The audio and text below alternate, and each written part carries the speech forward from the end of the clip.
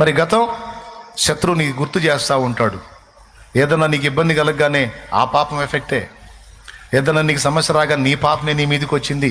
ఏదన్నా నీకు ఇబ్బంది రాగానే ఆ పాపం వల్లనే అని ప్రతిదానికి నీ అడుగులు జారిన వేళ జరిగిన ఆ తప్పులను గురించి పదే పదే తెచ్చి నీకు దిగులు, విచారం, బాధ, చింత కలుగు చేసి కృంగదీస్తాడు శత్రువు. వాడికి లొంగవద్దు. వాడితో ఏం పాడతావు? పాట ఏంది అది? ఒరే పనికిమాలోడా, నేను నా ప్రభు ముందు ఒప్పుకున్నా, దాచిపెట్టలా, వెళ్ళి ఒప్పుకొని అసహించుకొని పాపాన్ని క్షమించమని కోరుకొని ఇక చేయకుండా నేను తిప్పలు పడుతున్నా. అయిపోయిన దాన్ని తీసుకొస్తాయి ఎవరు నా దగ్గరికి, సైతానా పో అని గద్దించాలి.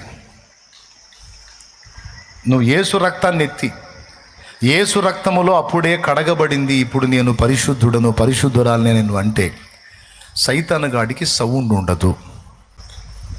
ఓకేనా? అలా మనసుని దిటవు చేసుకోవాలి దేవుని వాక్యాన్ని బట్టి, వాగ్దానాన్ని బట్టి. అంతేగాని వాడు ఎక్కువ చేయడానికి ట్రై చేసేటువంటి దిగులును రానియవద్దు. క్లియర్గా అర్థమైందా? చివరిగా ఒక్క మాట చెప్పి ముగిస్తా, ఫినిషింగ్ టచ్. మనసుని అధిక సున్నితముగా ఉంచుకోవద్దు. Finishing touch. మనసుని అధిక సున్నితముగా ఉంచుకోవద్దు. కొంతమంది ఎంత సెన్సిటివ్ అంటే ఒక మాట పడలేరు, ఒక విమర్శ తట్టుకోలేరు, ఒక నిందను మోయలేరు, చాలా సున్నితంగా ఉంటారు. ఈ లక్షణాలు చాలా మందికి ఉంటాయి. మళ్ళీ చెప్తున్నా, అధిక సున్నితత్వం, మెత్తని తత్వం అనేది మంచిది కాదు. సున్నితత్వం ఉండాలి కానీ అధికంగా ఉండకూడదు అన్నాను నేను. అంటే ఉదాహరణకి సమాజంలో మనం బతుకుతున్న బ్రదర్ వినండి, సమాజంలో మనం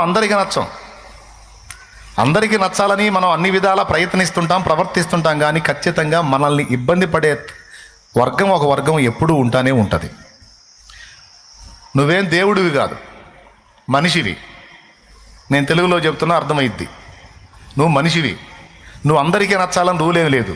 ఇంకా విచిత్రమైన విషయం ఏంటంటే దేవుడే నచ్చలా. ప్రపంచంలో ఉన్న జనాభా మొత్తం దేవుడికి ఓటేశారా? ప్రపంచంలో ఉన్న మనుషులందరూ యేసుప్రభుని ఒప్పుకున్నారా? ఈనాడే కాదు, ఆనాడు కూడా ఒక వర్గం యేసుప్రభుకు వ్యతిరేకంగానే పోరాడింది. యేసుప్రభు సిలువకు అదే కారణమైంది. నవ్వినోళ్ల ముందు చెప్పుతో మొగం మీద పెట కొట్టినట్టు బతకాలి.